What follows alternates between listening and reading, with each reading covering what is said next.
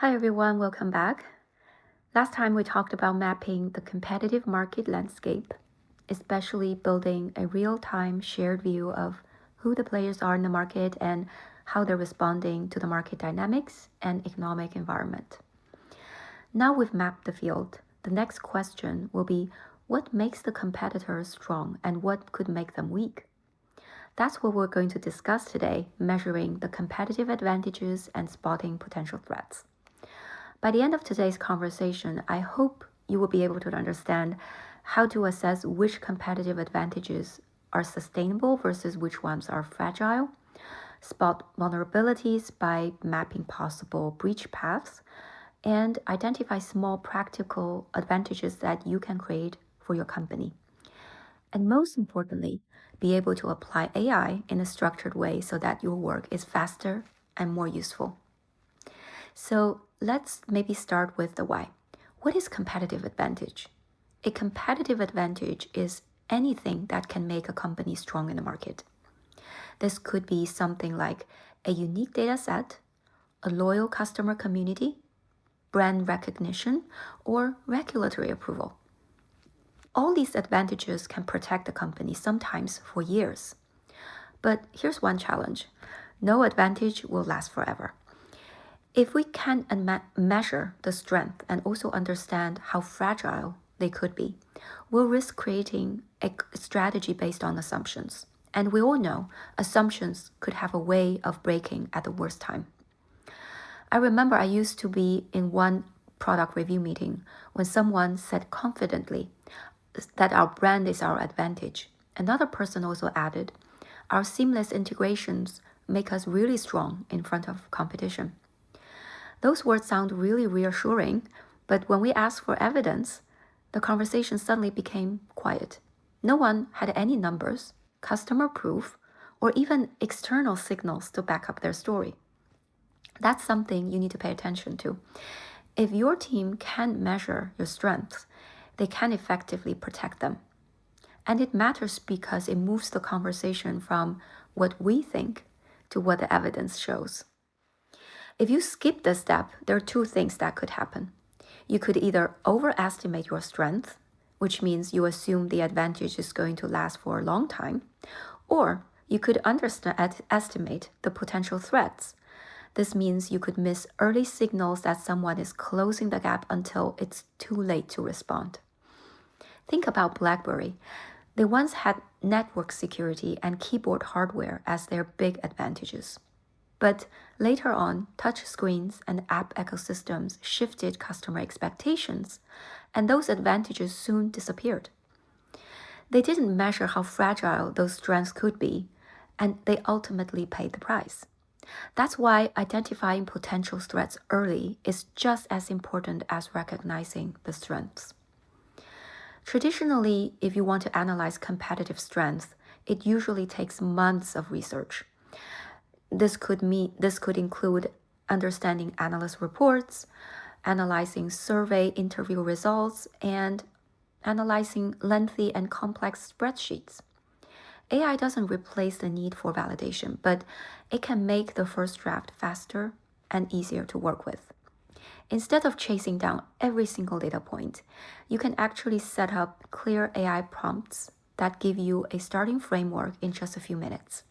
From there, you could further verify and refine. The key is to know how to design the AI prompts that are specific enough to be useful and flexible enough to be able to adapt to your market. So let's maybe start with competitive strength. For example, you want to look into categories like data ownership, network effects, or economies of scale. Here's something you can actually start with AI. Say you are a competitive intelligence analyst. For a certain list of competitors, you would like to summarize their strength across the key categories like data, network effects, economies of scale, regulation, brand, and distribution channels. Use only one and verifiable information. For each strength, provide a description, a confidence rating, say high, medium, low, and list one source you and your team can check. This simple prompt gives you a very basic view that you can continue to refine and test. Next, let's talk about vulnerabilities and what I call breach paths. Each advantage will have at least one vulnerability. For example, regulations can change, technologies can shift, customer preferences can also change. A new entrant with enough funding can sometimes also buy their way into the market. If you don't map these breach paths, you will treat every advantage as it is, which can be very risky. So here's an AI prompt that you can allow you to explore the breach path. For example, let's say you are a strategy consultant. For a certain competitor you're interested in, list their top 3 to 5 competitive advantages. For each one, also suggest 2 plausible breach paths, including ways their strength could be weakened, such as technology shifts, regulatory changes, or even new entrants. Rate each breach path for likelihood and potential impact. This prompt doesn't only predict the future, it also allows you to see what could realistically happen and what is the potential impact. So now let's shift the focus back to you. Not every company can build a massive competitive advantage like Amazon's distribution network or Apple's ecosystem, but every team could build small focus edges that can make it harder to replace. I would like to call these macro advantages. These are practical, achievable advantages that could give you leverage in the market. For example, a compliance certification can make you a safe choice in the regulatory industry. A unique integration that could lock your product into a daily workflow. Or even a proven onboarding experience could give you customer to value much faster than anyone else. In order to get these, you can actually compose the following prompt, right? Say you are a product strategist. Based on your product description or a list of key features, let's compare it with certain competitors, suggest top 3 to 5 small but defensible advantages that you and your team could develop in the next 12 months. For each one of them, also explain why it could be hard for your competitor to replace and which customer segment could value this the most. What this does is to shift your team's thinking. Instead of chasing impossible advantages that are very hard to develop, you can actually identify achievable wins you could develop now. Okay, we've covered a lot. Let's try to connect the dots here. In order to create a full competitive advantage and threats analysis, you will need to first create a draft competitor strength. Use the first prompt we just discussed. Then verify each claim with the primary source and tag confidence levels.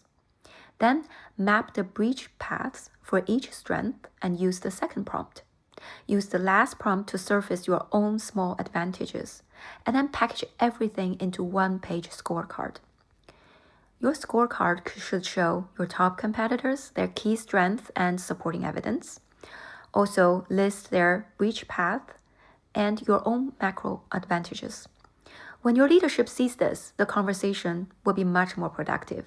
It will no longer be our brand is our strength. The conversation will be more likely around here's the evidence of our strength, here's where we're exposed, and here's how we want to protect ourselves. Just to recap, we started with the context of why understanding the competitive advantages and threats really matter. We also talked about the risk of ignoring them and then walked through how AI can make the process faster and more useful. So now I would like you to give it a try. Let's pick 3 top competitors. Run the first prompt to scan their strengths. Run the second prompt to map the breach path for each. And then run the last prompt to identify one micro advantage you would like to develop. Package them into one scorecard and share it with your team and your leadership. It doesn't have to be perfect, but putting these together will change the conversation. So in the next session, we're going to build on this by talking about something I personally enjoy doing, which is scenario planning. This is how you can anticipate rivalry moves and prepare simple playbooks so that you're ready before the disruption hits. So thank you so much for joining me today again, and see you next time.